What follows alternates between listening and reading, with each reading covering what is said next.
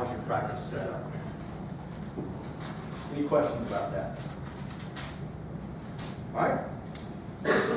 Now, for me, with the team that we're building in Charlotte, the transition we at Navigon are making to Leap, this is the process. One of the things I love about the process, one of the best things that has come out in the last 5 years or so, Bert, I don't even know if you've seen this, is the success process. It's a step-by-step of the process that we take a client through. From them being a prospect, to what do we do in the approach or the open, to the data, to how do we take that data back and design the model, design the case. How do we present it? How do we present it like this scientist coming to an island where we're going to educate them about the problems and the concerns? So that they can in turn say, you know what, I want a solution. I want a solution to my problems. Okay, well, does that solution involve any product or products? What's the best one? And lastly, let's come up with a service schedule. How often are we going to meet? Is it going to be once a quarter, twice a year, once a year? And oh, by the way, when I talk to you in the open, one of the ways I told you I was compensated is through introductions of people that you know, that you care enough about, that you love, that you want them to have the opportunity to go through this same process. Robbie, to get the same results. So all of a sudden I get a list of what? Potential prospects. I'm introduced to them, and now we're right back at the top of the process again to take them through. So you see the cycle? Now, we're getting ready to go through some things behind this process that are important for you to grasp. Okay? Now, I'll give you an analogy. Okay?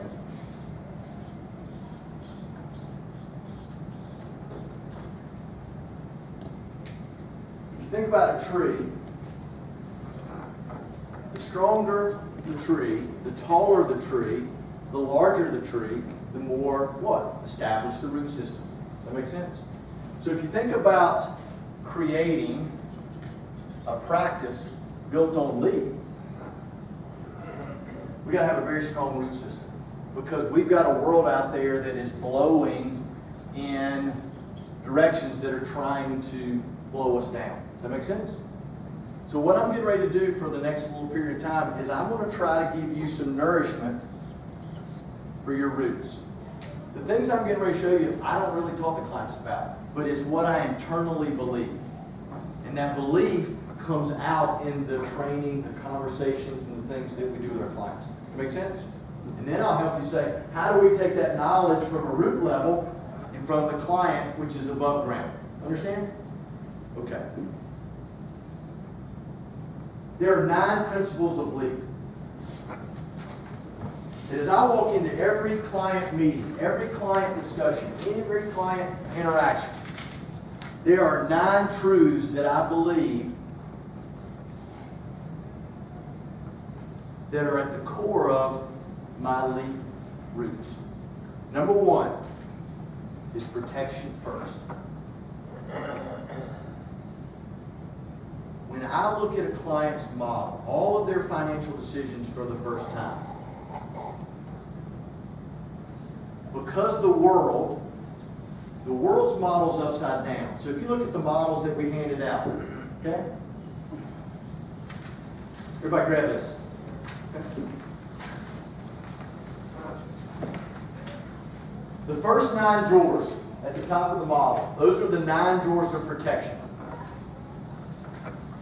We've got car, home, liability. We've got disability, medical, government plans. We have wills, trusts, and life insurance. Everything a client could do to protect their family, their lifestyle, or assets goes into one of these 9 drawers. The next set of 9 drawers is the savings component of the model. Everything the client's doing, short-term savings, checking accounts, CDs, money markets, long-term savings, annuities, cash value life insurance, Roth IRAs, 529s, qualified plans, goes into one of those 9 drawers. The last set of drawers is the growth component of the model, where we're talking about bonds and equities and collectibles and real estate, etc. Here's what I find every time. Here's what I find every time. When I take a client's information and for the first time I put it on the model, their world is upside down.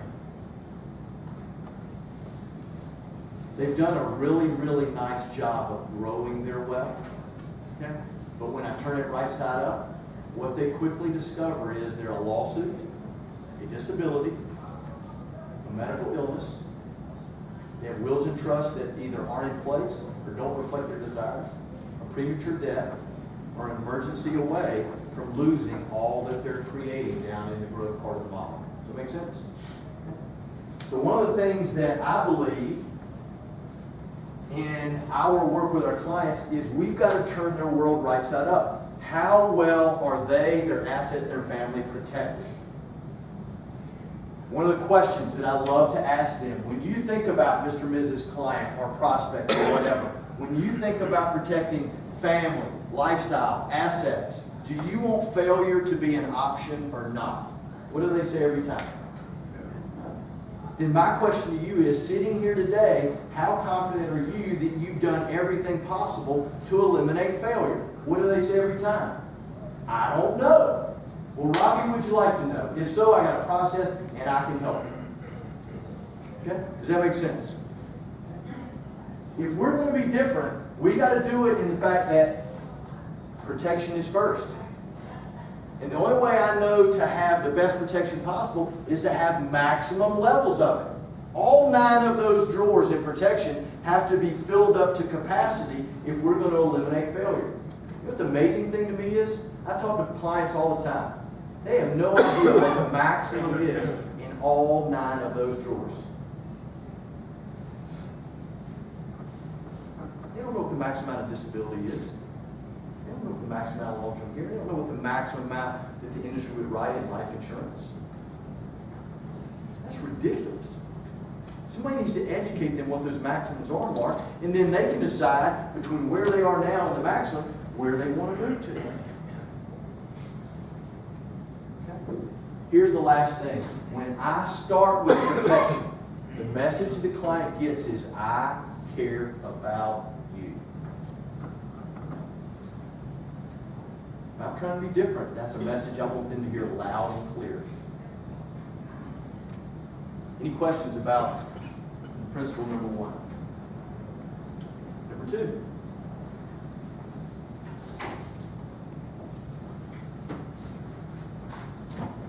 Clients should be saving 50% of their income. Why 15? Why not 10? Why 12? Why not 20? There's a mathematical validation for that. We talked about eroding factors. How many are there? 5. Good. Inflation. When you think about inflation, what rate comes to mind? What typically is an inflation rate? 3%. Okay. Now, if you think about inflation at 3, and you think about 3% for the other factors, okay, that's a total of what? 15. So all I know is if we're trying to help the client keep their model in pace with the world that we live in, they've got to be saving 15% because the world's taking 15% away on an annual basis. That make sense? Inflation's taken away. Planned obsolescence is taken away. Market risk is taking it away. Technological change is taking it away. Taxes are taking it away. Now, how many of you, when you meet with a client for the first time, is saving 15%? I think I read something the other day that the savings rate on average for Americans is at like all-time low. Things like 3 or 4%. So when all of a sudden we say you should be saving 15%, what comes to their mind? Well, in order to save 15%, I'm going to have to do what? Stop spending. I'm going to take it away from my what? Lifestyle. Okay? So here's one of my favorite diagrams to help them understand what makes us different. How can we help them accomplish that savings goal, okay, but do it without affecting lifestyle? If I take a look at all of their financial decisions, all the money they make, all of their financial decisions, everything they're doing within the model, I can divide it up into thirds. Roughly a third of that money is going to the government in the form of taxes. Roughly a third of it is going to the financial institutions and corporations through things like insurance premiums, mortgage payments, etc. And the client is trying to keep roughly a third of it for their lifestyle. One of the things that makes us different is that when they go talk to somebody else in our business, in order to work with them, they're going to have to take money out of where? Lifestyle. When we have a model, what we're able to do is use that model and educate them where they're doing things every day that's causing them to pay more in taxes than they should. It's causing them to do things where the financial institutions and the corporations are winning and they're losing. Well, guess what? If we could change some things in the model, maybe we could get these dollars back.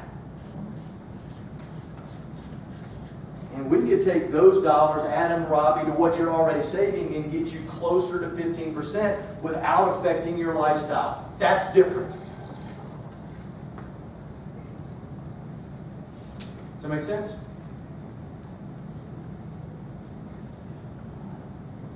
To use an analogy, okay? We've all been through kind of a rough winter. To use an analogy, there are times where people walk into their homes and their home is cold. It's uncomfortable. The reaction is, I'm going to turn the thermostat up and have the furnace generate more what? Hot air. Get my house the way I want it, comfortable. But that decision carries with it more what? Cost. That's one way to deal with the problem. The other way to deal with the problem is, before I touch the thermostat, let me walk around the house and make sure somebody didn't leave the back door open. And make sure that somebody didn't crack their window. Make sure the insulation in the attic is in there properly. And typically what we find is that clients have open doors, open windows, insulation is missing in their financial homes because they haven't had a model. They haven't had the opportunity to look at all their decisions together. We don't need to touch the thermostat, we just need to stop the waste.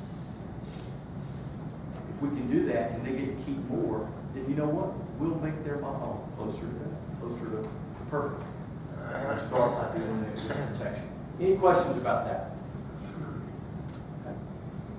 Next, number 3, the third principle we take in is down in the savings component. I want you to highlight the first 6 drawers of savings. We call them drawer S1 to S6.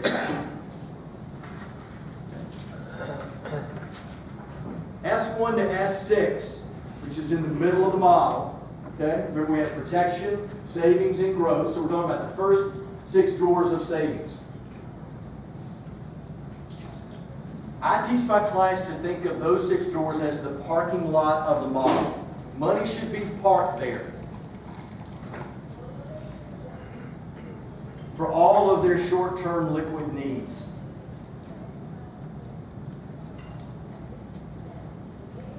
Now, one of the principles that I believe in is 50% of their income should be liquid and available in that part of the model. Why? Because it gives the client staying power. Let's talk about that. Staying power.